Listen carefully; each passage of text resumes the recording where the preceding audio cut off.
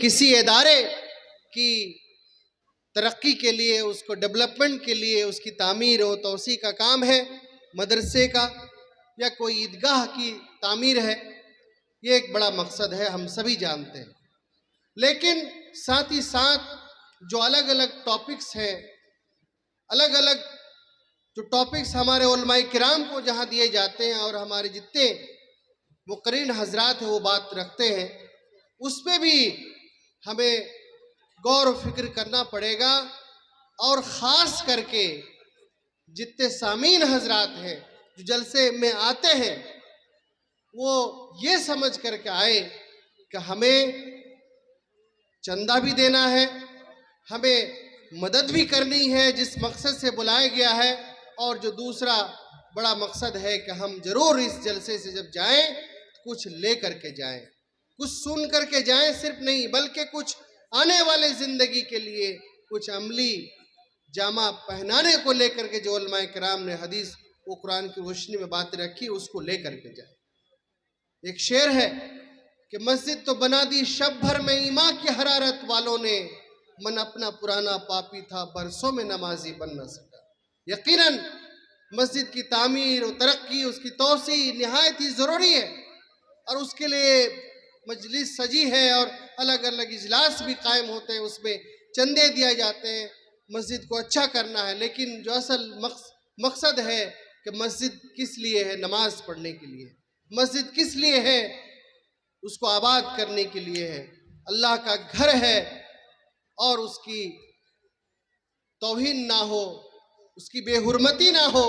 और वो उसके लिए ये तब हो पाएगा जब उसमें नमाजी हो। तो ये फौत नहीं होना चाहिए, बल्कि उसमें नमाजी भी होना चाहिए। और जिस खुलूस व लिल्लाहियत के साथ उलमाए किराम यहाँ बात रख रहे हैं, उसी खुलूस व लिल्लाहियत के साथ जितने भी हमारे हजरात तशरीफ़ फरमाए हैं, ज़रूर इस पर अमल करें। मैं देख रहा हूँ जब से मैं आया हूँ, सड़कों पे हज़ारों की तादाद में लोग इधर उधर मेलों में भटक रहे हैं। अभी अनाउंस भी हुआ कि किस तरह से इख्तलात का वही मामला आ रहा है। तो ये जलसे का एहतराम नहीं है। जलसे का एहतराम ये है कि जो भी जलसा के आस पास आप भटक रहे हैं, आस पास आप चल रहे हैं, उसके एहतराम ये है कि आप जलसा गाह में तशरीफ़ लाएं और उलमाए किराम की बातों को सुने। और यहाँ पर जिस मकसद से मैं देख रहा हूँ, यहाँ पे स्कैनर भी लगा हुआ है अलग अलग, तो चंदा देने के लिए जहाँ आप यहाँ स्टेज पे दे सकते हैं, हमारे और उलमा तशरीफ़ फरमाएंगे, वो चंदा लेंगे। साथ ही साथ आप ऑनलाइन भी डायरेक्ट मस्जिद को चंदा दे सकते हैं। ये बहुत अच्छी शुरुआत यहाँ राघोपुर के इंतज़ामिया ने की है, उनको मैं धन्यवाद देना चाहता हूँ, मुबारकबाद पेश करना चाहता हूँ। साथियों, नौजवान दोस्तों और बुज़ुर्गों, तमाम बातें उलमाए किराम बताएंगे, हम लोग सुनेंगे भी, लेकिन दो तीन चीज़ें मैं बता के जाना चाहता हूँ आपके बीच। और वो ये है कि आज हम जिस दौर में जी रहे हैं, जिस दौर में हम इस मुल्क में रह रहे हैं, उस दौर में अगर हम तालीम को, अगर हम शिक्षा को, अगर हम एजुकेशन को मजबूती से ना पकड़ें, उन तमाम उसूल और ज़वाबित और जो चल रहा है उस अनुसार, उस कानून के अनुसार अगर उस चीज़ को हम नहीं पकड़ पाएँ, उस चीज़ को अगर हम नहीं समझ पाएँ, और समझ करके आने वाली नस्ल के लिए अगर हम उस तरह से नहीं चल पाए, आने वाले नस्ल को हम तैयार नहीं कर पाए, तो यकीन मानिए आज भी जिस तरह हमें और आपको और पूरे कहीं न कहीं जो इलाका पिछड़ा हुआ इलाका है, जो बैकवर्ड इलाका है, जहाँ कोई तालीमी उस म्यार की सुविधा नहीं है सरकारी तौर पे, हम लोग जानते हैं अभी स्कूल्स काफ़ी हैं, अभी कॉलेजेस भी हैं, लेकिन जिस अंदाज में जो हमारा पिछड़ा हुआ इलाका है, जिस अंदाज में सेंट्रल से और दूसरे और बिहार से जो इस खित्ते को तरक्की देने के लिए जो होनी चाहिए, वो अंदाज में नहीं है। अगर हम अपने आप को तैयार नहीं किए, अगर हम सूझबूझ से काम नहीं लिए, तो आने वाले दिन में हम और भी बदहाली के शिकार होंगे और भी पीछे चले जाएंगे, जो हम ऑलरेडी बैकवर्ड हैं। इलाके की बैकवर्डनेस की बात हो रही है, समाज के बैकवर्डनेस की बात भी हो रही है। आप सभी जानते हैं कि तालीम के बगैर ना हम अपने हुकूक को जान सकते हैं, न अपने अधिकार को जान सकते हैं, न हमारे लिए जो सरकार के द्वारा, जो कानून के द्वारा जो दी गई है अधिकार, उसको भी ना जान सकते हैं, ना उस पर अमल कर सकते हैं। वो तभी मुमकिन होगा जब हम अच्छी तालीम लें, अपने नौजवानों को अच्छी तालीम से हम उनको आगे लेकर आए, तभी हम जान भी पाएंगे और अपने हक को लेने के लिए हम लोगों को तैयार भी कर पाएंगे। तो इसके लिए हमें पहले जानना पड़ेगा, हमें पहले सीखना पड़ेगा, हमें दूसरे सीखना पड़े, उससे भी सीखना पड़ेगा, लेकिन हमें सीखना पड़ेगा। आप जानते हैं जो हिंदुस्तान में अलग अलग पार्टियां हैं, हम जानते हैं कि हिंदुस्तान में अलग अलग सरकारें हैं, सरकार के मंसूबे क्या हैं, सरकार के इरादे क्या हैं, वो भी आप बखूबी जानते हैं। सबके मैनिफेस्टो क्या क्या है,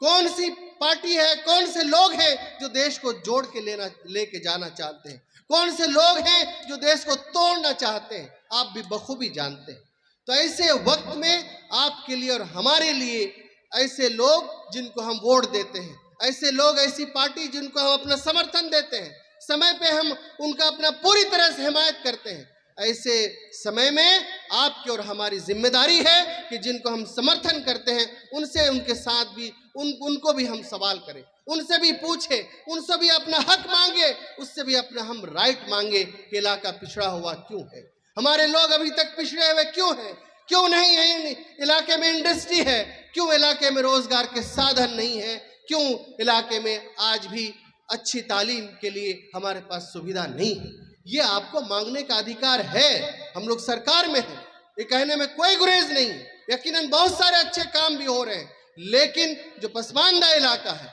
जो पिछड़ा इलाका है, ये हमारी जिम्मेदारी है कि हम उन चीज़ों को लेके जगें, सजग हों और अपने अधिकार, अपने हुकूक को लेके बार बार अपने लोगों से, अपने नेताओं से, अपनी पार्टियों से, अपने सरकार से सवाल करें कि ये होना चाहिए। और यकीनन जब हम बार बार करेंगे, जब बार बार पूछेंगे, तो यकीनन उन सवाल को सुनी भी जाएगी और सवाल को लेकर के बात भी होगी और आने वाले दिन में उसको लेके खाका भी तैयार होगा। साथियों, दोस्तों, बुजुर्गों, हम सभी जानते हैं अच्छी तरह से, अभी जातीय जनगणना हुआ बिहार में, और जातीय जनगणना के बाद एक बिहार में एक अलग तरह की राजनीति हो रही है और होना भी चाहिए। पूरे देश में आदरणीय राहुल गांधी जी बता रहे हैं कि जातीय आधार पर जनगणना के अनुसार सभी को जो बैकवर्ड लोग हैं, जो पिछड़े लोग हैं, उनको भी हक अधिकार मिलना चाहिए। तो इस पैगाम अमन कॉन्फ्रेंस के माध्यम से मैं कहना चाहता हूं कि पैगाम अमन कॉन्फ्रेंस, जहां हम जो दीन इस्लाम के मानने वाले हैं, उस दीन इस्लाम में तालीम की बात कही गई है, शिक्षा की बात कही गई है, वहीं उस दीन में हम अमन व अमान की बात कही गई है, पैगाम देने, अमन की पैगाम देने की बात कही गई है। लेकिन जिस मुल्क में रहते हैं, जिस खित्ते में रहते हैं, उसका भी कानून है और उस कानून में कहीं भी नहीं लिखा हुआ है कि आप अमन मत फैलाओ, कहीं भी नहीं लिखा हुआ है कि आप देश दुनिया में आपसे लड़ाई करते रहो, बल्कि उस देश में भी, हमारे देश में भी कहीं न कहीं आपसी भाईचारा, प्यार, मोहब्बत, मिल्लत की बात होती है। और उस मिल्लत की जब बात होती है तो उस मिल्लत में भी हमारा हक व अधिकार है, उस मिल्लत में भी हमारे राइट्स हैं, हमारे अधिकार हैं। और जो आज पूरे देश में, हमारा देश में जो संविधान है, उस संविधान में यह भी कहा गया है कि जो इलाका पिछड़ा हुआ है, जो बैकवर्ड है,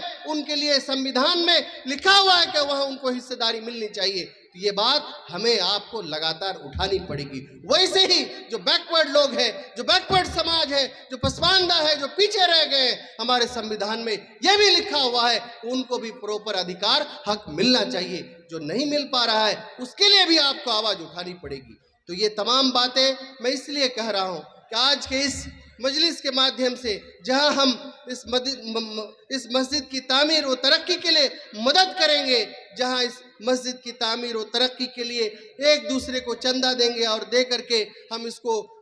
मस्जिद को बनाने का काम करेंगे, साथ ही साथ तालीम के माध्यम से, एजुकेशन के माध्यम से, जागरूकता के माध्यम से, सियासी बेदारी के माध्यम से और जो सरकार की पॉलिसी के माध्यम से सरकार जिस दिशा में चल रहा है, अगर हम हमारे हक में चल रहा है तो उसके माध्यम से, और अगर हमारे खिलाफ बातें हो रही है तो उसके खिलाफ आवाज़ उठा करके अपनी बातों को कहना पड़ेगा, अपनी बातों को सरकार को सुनाना पड़ेगा। ये हमारी, आपकी और सभी की जिम्मेदारी है। इन बातों को भी ज़रूर ज़रूर हम यहाँ से लेके के जाएं कि जब तक हमारा अधिकार, अपना हुकूक हमें नहीं मिलेगा, तब तक हम आवाज़ को बुलंद करते रहेंगे। मैं इन्हीं चंद शब्दों से अपनी बात ख़त्म करते हुए मैं दुआ गो हूँ कि हमें कहने सुनने से ज़्यादा अल्लाह अमल करने की तौफीक दे। और साथ ही साथ आपसे आखिर में ये गुजारिश करके भी मैं जाऊँगा कि आप जितने हजरात यहाँ तशरीफ़ फरमाएं, जो इधर उधर भटक रहे हैं, सभी से गुजारिश करूँगा कि पंडाल के नीचे आएँ और हमारे उलमाए किराम से बातें सुन के जाएं और यहाँ से कुछ ज़रूर लेकर के जाएं अपनी ज़िंदगी के लिए, अपने नौनिहाल के लिए, आने वाली नस्ल के लिए, आने वाले बच्चों के लिए ज़रूर यहाँ से कुछ लेके जाएं ताकि हमारी ज़िंदगी बेहतर हो। बहुत बहुत शुक्रिया। अस्सलाम वालेकुम।